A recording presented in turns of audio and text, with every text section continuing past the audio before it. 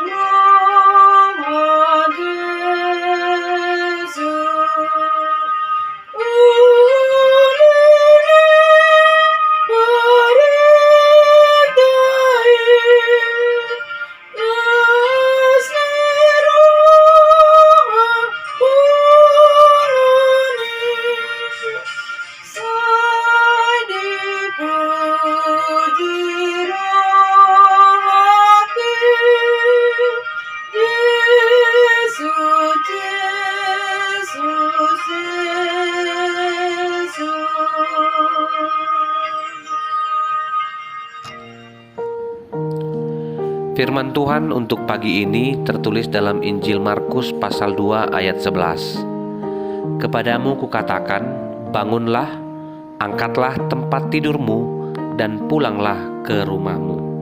Demikian firman Tuhan. Saudaraku yang terkasih dalam Tuhan Yesus Kristus, di pagi yang sejuk ini, kita mendapatkan sapaan firman Tuhan sebagai orang yang hidup walaupun sedang dalam pergumulan. Firman Tuhan hari ini ditujukan kepada seorang yang sakit, yang lumpuh, yang sudah lama tidak bisa berjalan dan menginginkan kesembuhan. Dan orang lumpuh itu disebutkan sebagai paralitikon, orang yang tidak bisa berjalan dan memang mungkin sejak dia lahir.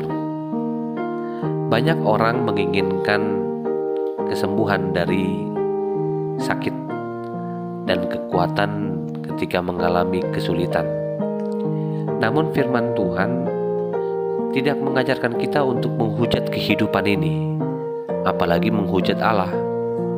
Karena kita tahu bahwa penyembuhan orang lumpuh menjadi kekuatan kita untuk melihat bukti mengenai kuasa Tuhan, secara khusus untuk pengampunan dosa. Bukti mengenai keilahian Allah sebagai anak Allah yang dipakai oleh Allah untuk memberi kebebasan kepada kita, menjadi alasan kita untuk tetap setia dan tetap takut akan Tuhan. Cara Tuhan memberikan kita kekuatan adalah dengan iman yang membangun kreativitas. Kisah ini menjadi kisah yang menarik karena beberapa dari manusia menginginkan hidupnya hilang dari kesulitan. Misalnya dalam sebuah desa yang kesulitan dijangkau oleh instalasi listrik di sebuah daerah, dalam jangka waktu yang sangat lama, desa itu hidup tanpa listrik. Hingga suatu hari seorang penduduk memanfaatkan aliran deras sungai yang ada di desa itu untuk diupayakan menghasilkan listrik. Caranya cukup sederhana tapi kreatif. Dia memanfaatkan sebuah kincir yang kemudian dia pasang di aliran sungai untuk menghasilkan sumber energi listrik bagi desa itu. Hebat. Itulah ungkapan kita. Di saat orang lain tidak bisa melihat sebuah keunggulan dari kreativitas dirinya, ternyata desa itu memiliki potensi untuk menghasilkan listrik untuk orang lain. Prakarsa sumber listrik melalui kincir air terbukti mampu menghasilkan listrik untuk menghidupkan desa itu. Demikian dengan firman Tuhan. Ketika orang lumpuh menginginkan ia berjalan atau ia sembuh, kita pun hidup dalam potensi yang mungkin kreatif dan hidup di tengah-tengah keadaan yang kita sebut tidak baik. Dalam keadaan ini Tuhan memberikan jalan bahwa Dia ada untuk kita. Mungkin orang lain tidak melihat orang yang lumpuh itu dalam kerumunan besar ketika Yesus datang. Namun cara orang untuk mendatangkan pengenalan akan Tuhan digambarkan oleh 4 sahabat yang menggotong sahabatnya yang lumpuh untuk dipertemukan dan berharap untuk disembuhkan oleh Yesus. Aneh tapi nyata, mereka melakukannya. Mereka lihat bahwa Yesus ada. Walaupun terkesan seperti tidak ada jalan, mereka membuat jalan baru melalui atap.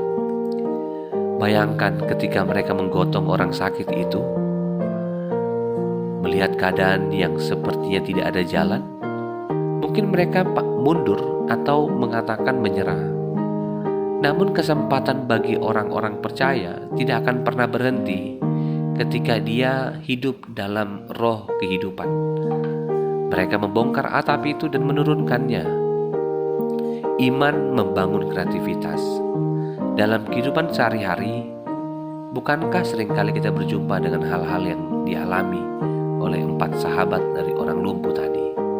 Gak ada solusi, gak ada kesempatan, lelah rasanya, kecewa pastinya, merasa semua perjuangan sia-sia.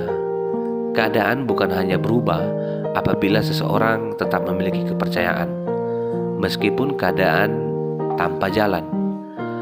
Kita bisa berharap dan menemukan jalan jika kita percaya bahwa diriku telah diciptakan Tuhan dengan roh kehidupan. Ketika roh kehidupan itu ada, kita tidak menyerah ataupun hanya melihat diri kita yang kurang ataupun menggerutu. Tidak ada waktunya untuk menonton. Kita harus mencari jalan sebagaimana orang-orang mencari jalan untuk mereka mengenal atau memperkenalkan Yesus kepada orang-orang sakit. Orang-orang berduka, kita harus memperkenalkan Yesus sebagai solusi, sebagai jalan. Punya pengalaman menarik tentang Tuhan?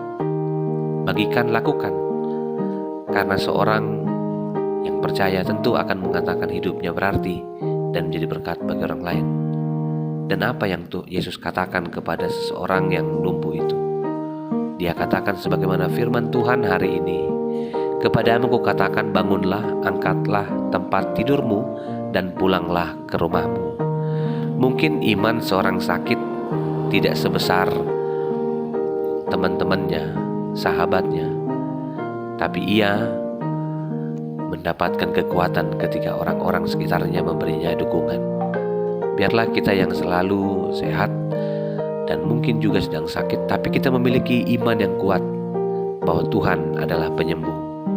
Biarlah kehadiran kita adalah kehadiran yang memberi makna, dan makna yang terbaik adalah dirimu berarti. Saudaraku yang terkasih, saya mengundangmu untuk datang kepada Tuhan dan memberikan dirimu berarti, biar orang banyak mengenal Tuhan. Seorang penulis dan juga musisi, Charles Mingus, pernah berkata, mungkin hal-hal yang sederhana menjadi sulit sudah biasa dilakukan banyak orang, tetapi membuat hal-hal sulit menjadi sangat sederhana merupakan suatu kreativitas di mana keberadaanku dilayakkan oleh Tuhan. Mari bangun dan lakukan yang terbaik, mendukung orang untuk sembuh. Niscaya hidupmu, doamu menjadi cara Tuhan untuk memanggil kita pada kehidupan yang penuh harapan.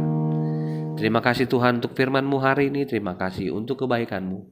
Biarlah peran kami untuk mewartakan kabar baik, dan iman kami juga membantu orang lain untuk hidup dalam pengharapan dan kesembuhan. Kasih anugerah dari Kristus Yesus, kasih dari Allah Bapa, dan persekutuan dengan Roh Kudus memberkatimu dan menyertaimu senantiasa. Amin.